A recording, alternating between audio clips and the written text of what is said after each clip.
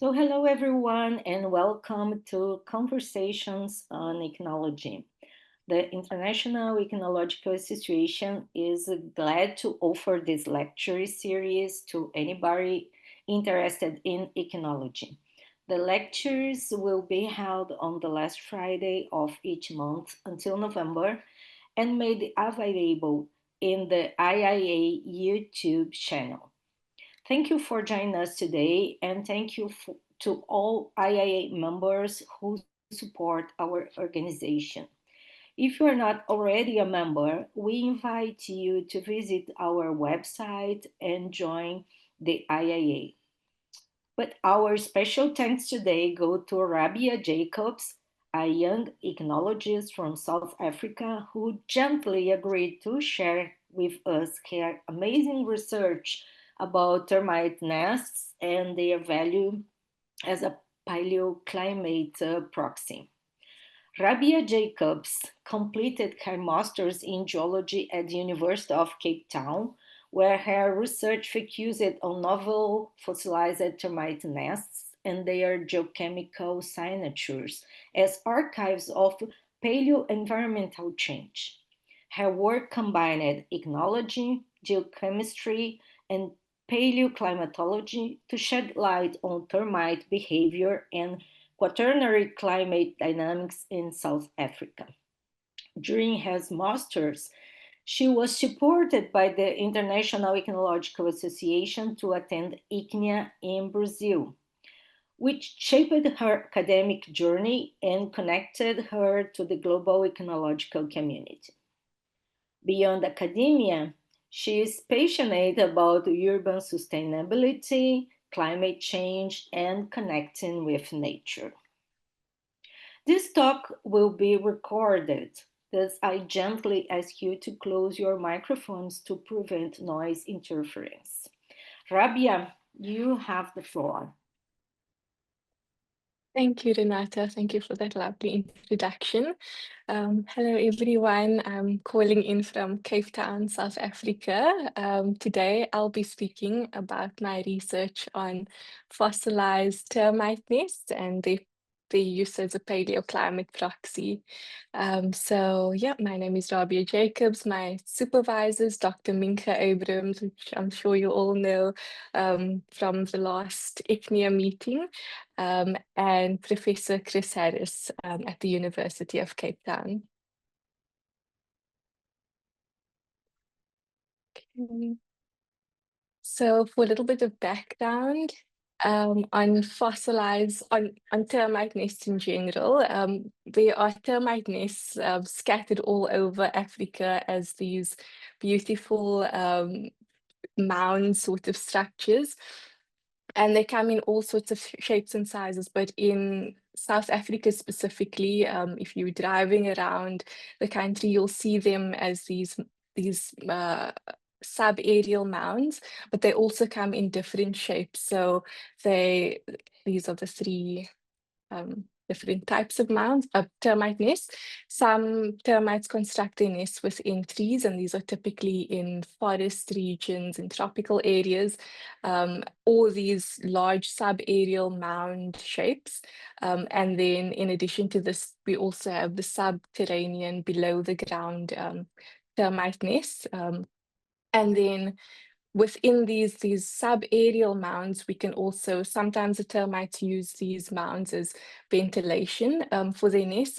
And then other times they also inhabit it. So if they inhabit it, it will show up as these sub-aerial mounds, but sometimes these mounds also contain their nests below the ground. And so some termite mounds will include both the chamber below the ground and the mound above the ground, and others will just be simply be below the ground. So termites are known for their unique ability to dig really deep into the ground. So although they are generally found in savanna environments, in semi-arid and dry regions, they actually require a very moist environment to survive because of their soft outer body. And so how they do this is by modifying the nest environment. And so I think of them as little architects and engineers. So what they do is they dig really deep down into the soil profile, bringing up nutrient-rich material with organic matter and very moist material as well, which helps retain the moisture in the nest. And they also use a lot of clays. And then in addition to this, they also have strange little activities. Some include farming within the nest. So sometimes they'll farm fungus as a source of food. And they also use their excrement and saliva to strengthen their nests. And so this actually helps to keep the nest together, firstly. And then for the fossil record, it also really helps with their preservation potential. Yeah. And so there are many termite nests around South Africa, but in terms of fossil termite nests, these are a little bit more understudied. Although there has been a similar study that's been conducted on fossilized termite mounds. Well, there are these tall structures which have been assumed to be attributed to termite activity, but it's still tentative. And these mounds are called Yevilkies in South Africa. And they've been studied for the paleoclimate potential. And so these mounds have been dated to about 3,000 years old. And we were the people studying them, Potts et al., was able to identify this age through the carbonates that were existing in the mounds. But these are still geologically, they are still quite young, only 3,000 years old. It might seem quite old, but looking at the fossil records, these are still quite young. And the study has only been conducted on Yevilkies, which are these subaerial mounds, whereas much less research has been done on subterranean termite nests. And so that is where my research fits in. So these fossilized termite nests, this is just a picture of one of my study areas. And these fossilized termite nests are preserved as these cylindrical structures that have been replaced by carbonates, which allow them to be preserved so beautifully. And they were discovered by a paleo enthusiast called John Almond, and he basically just looked at them and assumed that they were cooking vessels used by ancient humans. But then after that, they were kind of just abandoned again and weren't really studied until now. Okay. So this is just a picture of the fossil termite nests. The termite nest, what they look like then, and an example of a modern termite nest. So this is more of a mound structure, but the nest and where the termites inhabit is still in the structure. And so just a bit of background on the study site. Our study site is located in South Africa, right at the tip over here of Africa is Cape Town, where I live and study. And then about 3,000 kilometers east of that is the Calitzdorp study site. And at the study site is located along the Gamka River, a beautiful fluvial terrace region. And in the north is the Calitzdorp Ichno site, which is in this picture over here. And then, so that is the main study site I investigated during my honors.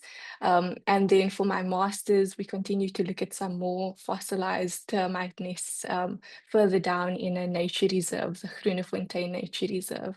So in the north, we've got these beautiful cylindrical shaped fossil termite nests, which are also preserved within carbonate sequence.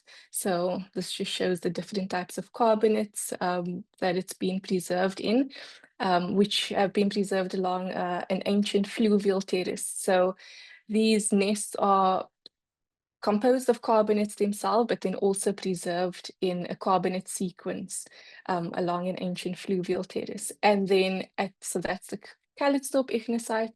And then further down at the Groenefontein ichnosite, we've got the same type of nests, but these have been preserved in shale regolith of the Bakkeveld shale group.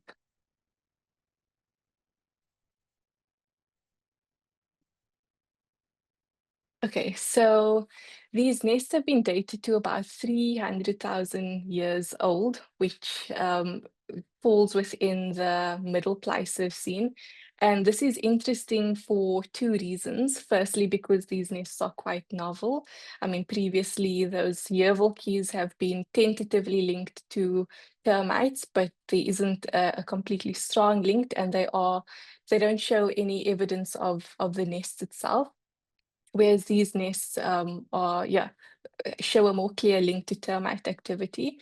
And yeah, they've been dated to about 300,000 years old. So it's an interesting window to look at ancient termite behavior, although we haven't found any termite body fossils just yet. The nest itself is quite an interesting specimen to look at and to investigate to try and understand the termite behavior.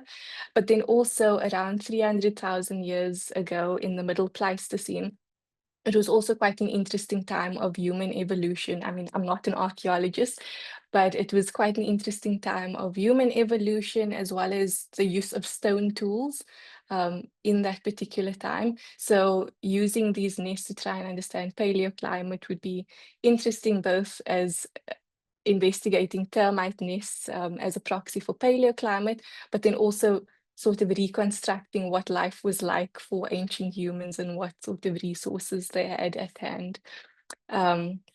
Yeah, and so this project looks mainly at preferential selection behavior, as well as using the termite nests as a paleoclimate proxy. This is just a beautiful picture of the study site. In the back is the Utene group and the fluvial terrace, which these are just this flat sort of area, shows one of the ancient fluvial terraces. And then this area over here would be another layer of that. And then that is where the Calitzdorp Ichnosite is and where the carbonate profile has been so beautifully preserved. And then this is just another image of me in the field. I was lucky enough last year to go into the field with my mom. You can see her admiring me doing some field work over here, which also helped quite a bit as well.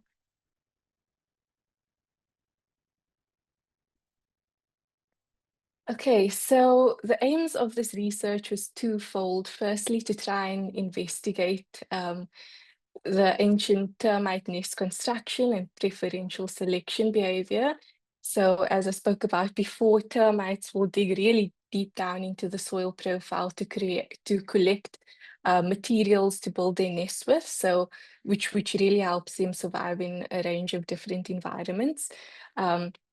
And so as they bring up this organic matter and muddy materials, they change the chemistry of the nests itself compared to the surrounding soils.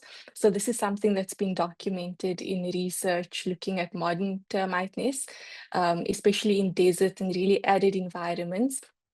We've noticed that the surrounding soil can be really nutrient poor, but the nest itself will have a completely different chemistry, being really rich in nutrients and organic matter. Yeah, so firstly, the termites bring up this organic rich material. They have farming behaviors by cultivating fungus cones. We haven't found any of these in the nests yet. And then they also use their own bodily excrement and saliva to strengthen their nests. And so what we are trying to do here is try and trace termite behavior by seeing whether if there is a contrast between the host soil and the chemistry of the nest. And I mean, it's possible that this hasn't happened, but we just thought we'd try our luck to see if there is a difference. And in that way, we can use these nests as a proxy for termite behavior and preferential selection behavior. And then because these nests have been beautifully preserved as carbonates, we can study the carbon and oxygen stable isotope chemistry to look at what type of vegetation was around, and then also some of the temperature calculations. So this is a beautiful specimen of a cross-section of the termite nest. And these lighter areas would have been the walls of the termite nest, whereas these infilled areas would have been the tunnels where they lived and walked about, with some chambers also kind of infilled with detrital sediments. But what we drilled for the stable isotope chemistry were these lighter carbonate areas. Okay, and so for the methodology, the first thing we did was use X-ray diffraction to determine whether or not these nests were and the surrounding soils included any carbonates. And it was confirmed that the nests do contain carbonates. So at the Calitzdorp site, both the host lithology and the nest contain carbonates. The nests at the Calitzdorp site contain both calcite and dolomite, and the host only contained calcite. Whereas at the Groenefontein site, a bit further down, which is part of the Table Mountain group, was hosted in Bakkeveld shale regolith. So there wasn't any carbonate in the host material, but the nests also contained calcite, dolomite, and in one of the nests we also found some aragonite. And then to track the enrichment, we use X-ray fractionation. And so we looked at both major oxide analysis and trace element analysis. So what we did was we looked at the oxide and trace element composition of the nest and compared that to the host soil. I'll show you the graphs in a bit, to track whether there was in fact enrichment and depletion in certain elements. And then lastly, we use stable isotope analysis to study the carbon and oxygen stable isotope ratios and use that to find out a bit more about the vegetation and the temperature. Okay, so let me just explain these graphs a bit. So these are the first two graphs looking at the major oxide chemistry of the nest.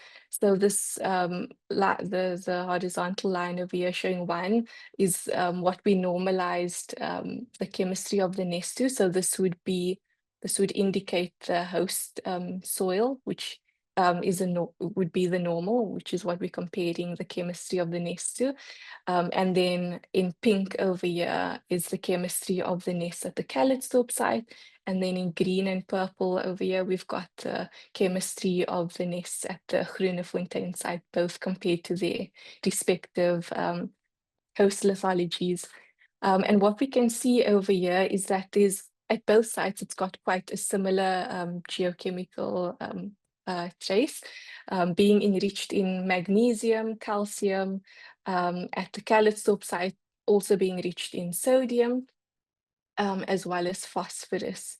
And then similarly at the Groenefontein site, there's enrichment in manganese, magnesium, calcium, and phosphorus, but there isn't much enrichment in sodium. And as I said before, these nests are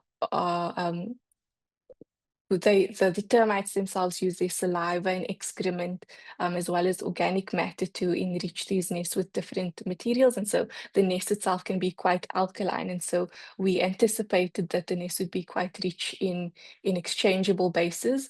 And over here, we see that enrichment in the magnesium and calcium, as well as the enrichment in the sodium. And then the enrichment in phosphorus is likely linked to that organic matter material. But then, interestingly, we noticed that in terms of aluminium and iron, which we also expect to be enriched in these nests, these are actually depleted in these fossilized termite nests. So yeah, the results weren't exactly what we expected, but this is, understandable because these nests are 300,000 years old. Okay, and then for the trace element analysis, these trends are a bit more sporadic and all over the place. But at the Calitzdorp site, we do see enrichment in copper, as well as chromium, which has previously been attributed to that enrichment in organic matter. Whereas at the Groenefontein site, most of these trace elements are depleted. and including the copper, which is enriched at the Calitzdorp site, we see that it's actually quite depleted at the Groenefontein site. And then other elements like zinc and cobalt, which we'd expect to be enriched in these nests, aren't actually enriched.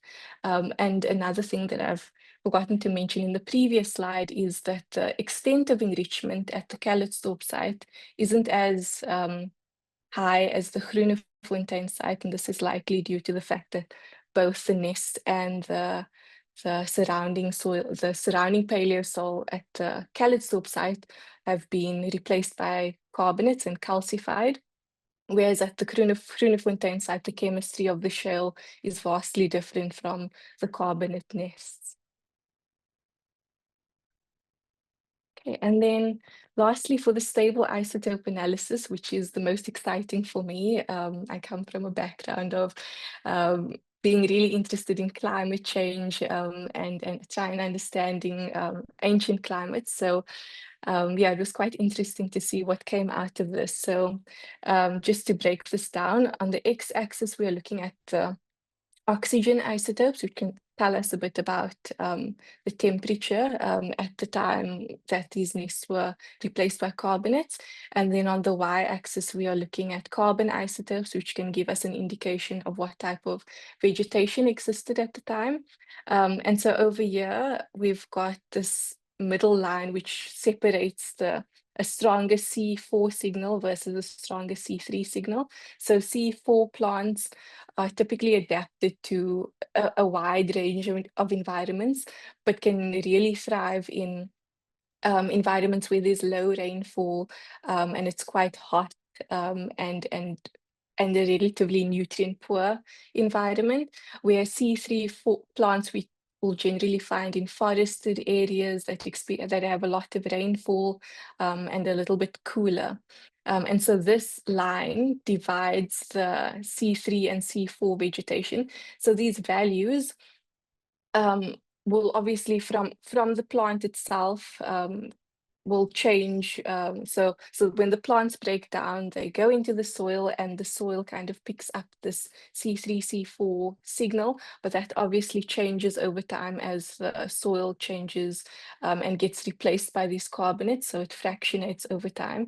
So this value over here between 1 and 3 per mole is the isotope ratio of the carbonate itself, but is linked to C4 plant signature, and then the C3 signature between -12 and -9 shows that there was a stronger C3 plant ratio in the ancient environment. And what we see over here, it might look like the pink, which is the ratios from the Calitzdorp samples, looks like it's more leaning towards C4, but that's just because of how I set the graph up. But ultimately, if the environment was strictly composed of C4 plants, which are more arid adapted, it would have been in the range from 1 to 3, and over here it's only between 0 and -4. And then if it was if the environment exclusively included C3 plants, it would be in the range of -12 and -9, but over here it goes from -4 up to 8. And so overall, this shows that while there is a stronger C4 signal at the Calitzdorp site, the carbonates at the Calitzdorp site, and a stronger C3 signal for the carbonates at the Groenefontein site. Overall, there's quite a mixed vegetation signal because it's not really lying between these exclusively C3 or C4 ranges, which is quite interesting. And in South Africa, maybe I should just go back a couple of slides. In South Africa, the ratio of C3 and C4 plants, so plants that are more adapted to dry environments versus plants that require more moisture and rainfall, are spatially different. So for C4 plants, that are adapted to warmer sort of environments, we'll usually find that on the east coast over here. which is along the Indian Ocean. And then C3 adapted plants will be found more along this west coast area, in which there's quite a cold current coming up and has a slightly cooler, drier environment. And then most of the interior of South Africa is composed of a mix of C3 and C4 vegetation, and this encompasses the study site, and this is in the modern day. So the rainfall patterns are strongly linked to these environments. So this winter rainfall zone is linked to C3 plants, summer rainfall zone is strongly linked to C4 plants, and this mixed region, which encompasses most of the interior of South Africa, is part of the year-round rainfall zone.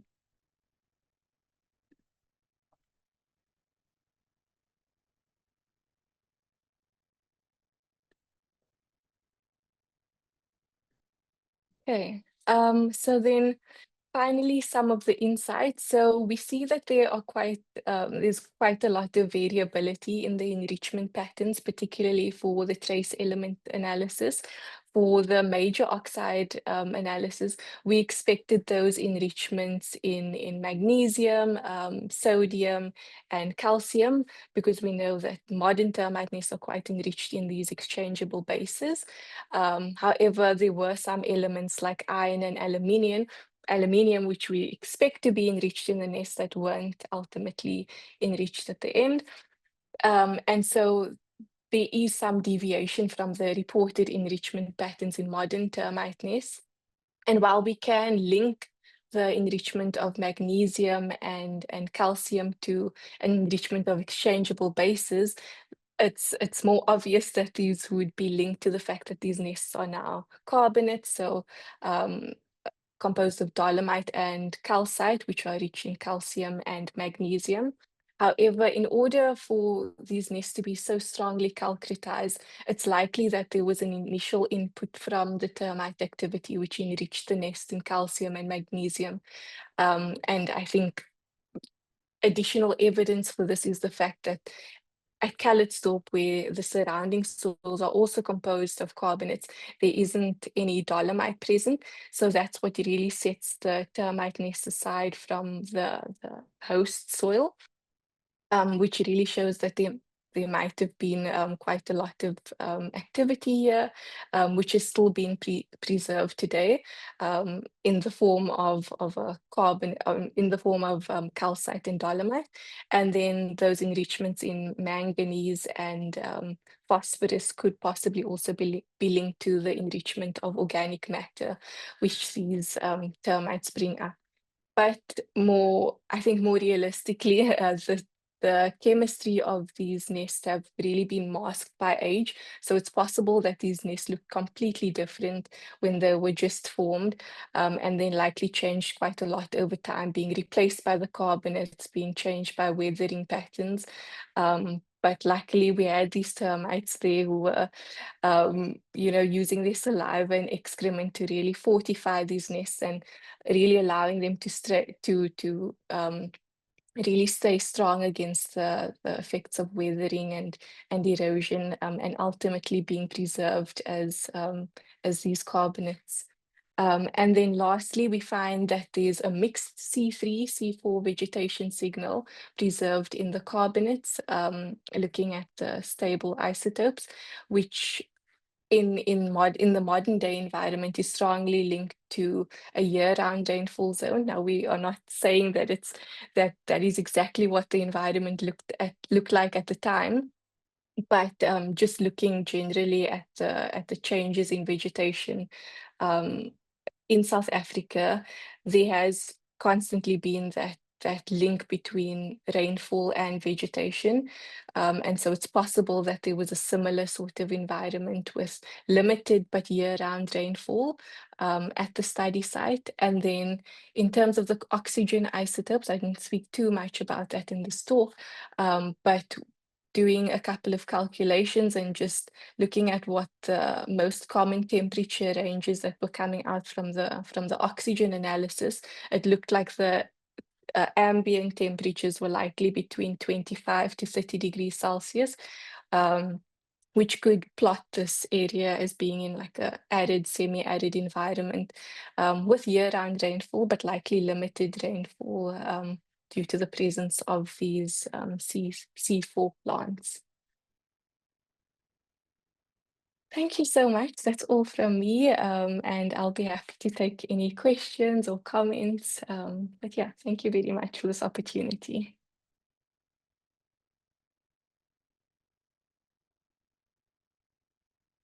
Thank you, Rabia. It was a very interesting and inspiring work. I I was worrying about how to apply this sort of information, or even this sort of methodology for older termite nests, for example, those from the Cretaceous, and so, and Mm. what kind of uh, response we have if you can even trace this sort of information in these older termite nests. Well, let's see if there is some questions for Rabia. We have plenty of time.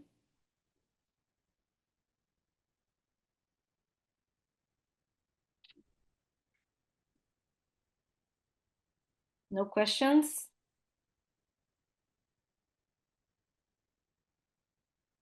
I can't see. No raising hands.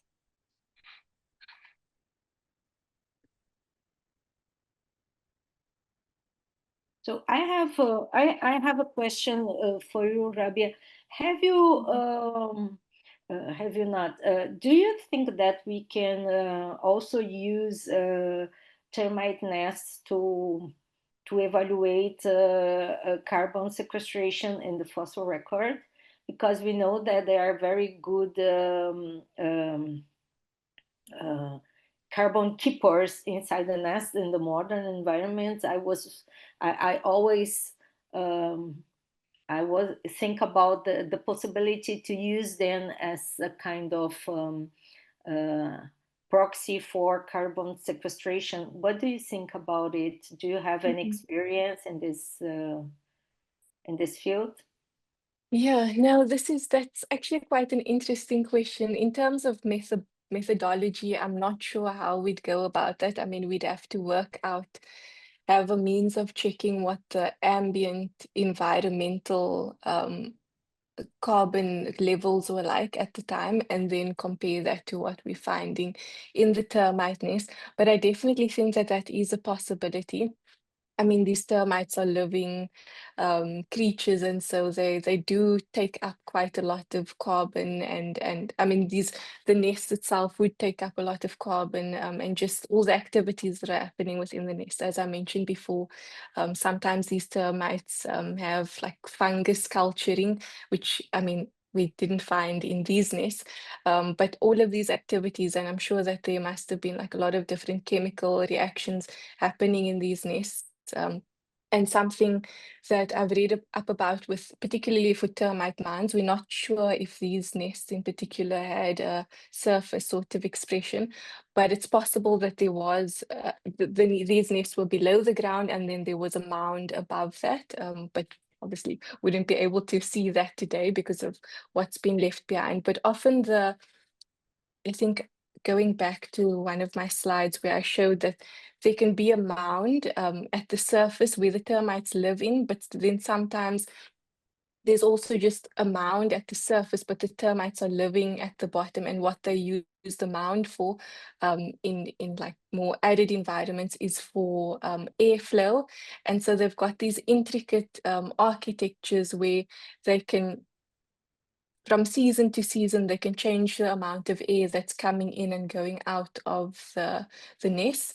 And so I think, I mean, maybe studying into those mounds, we would be able to tell whether carbon is sequestered. The only issue I think would be trying to monitor what the ambient temperature was like, what the, the base level, sorry, not temperature, carbon levels were like. So maybe if we've got one proxy, we could possibly compare that to the termite nests.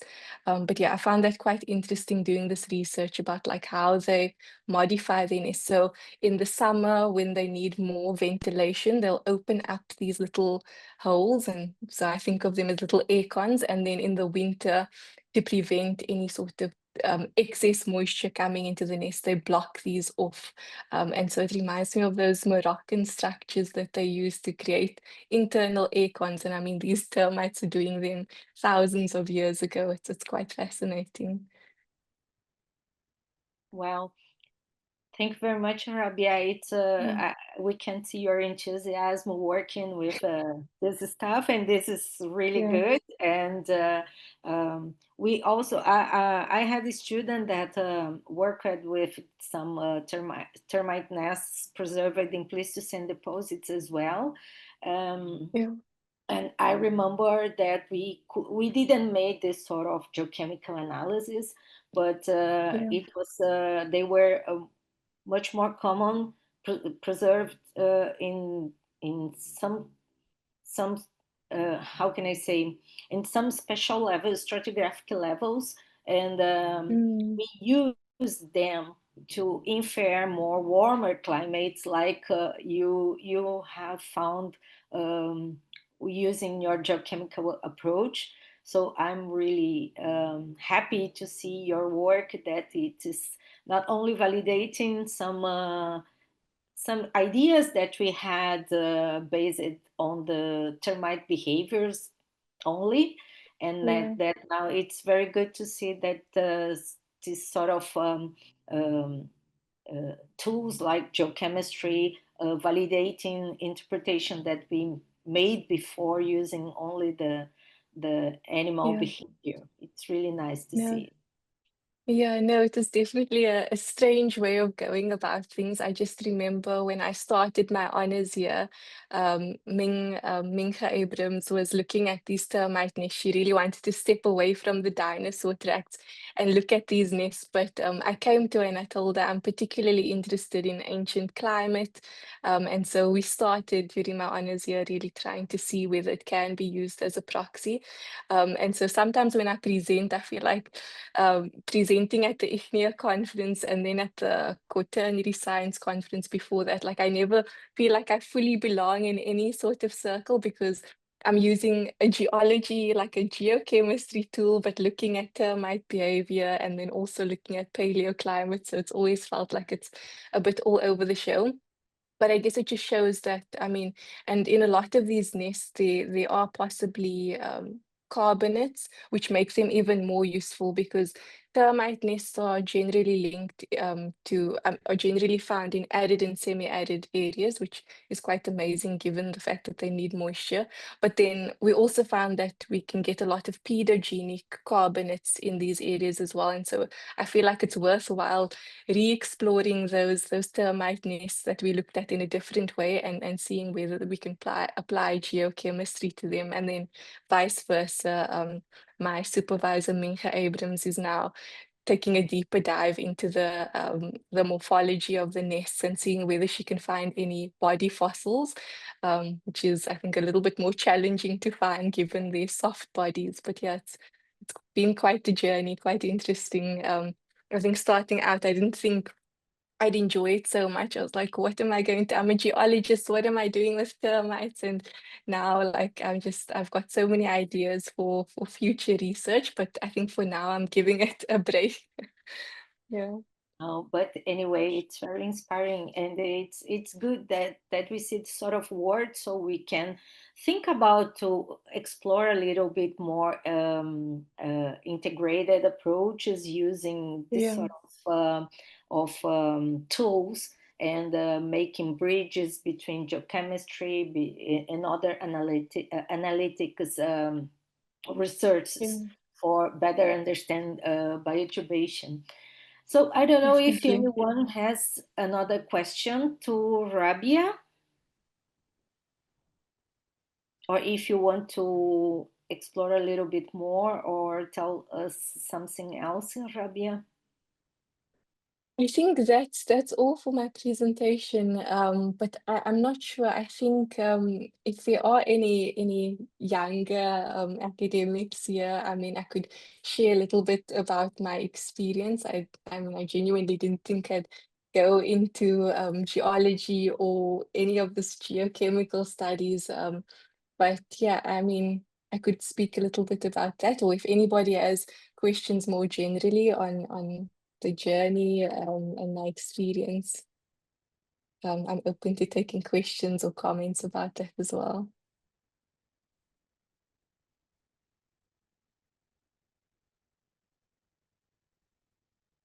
Okay, people is shy today. Okay, notice. So Um, thank you very much, Rabia, for your time and for no accept problem. our invitation to share your work with us.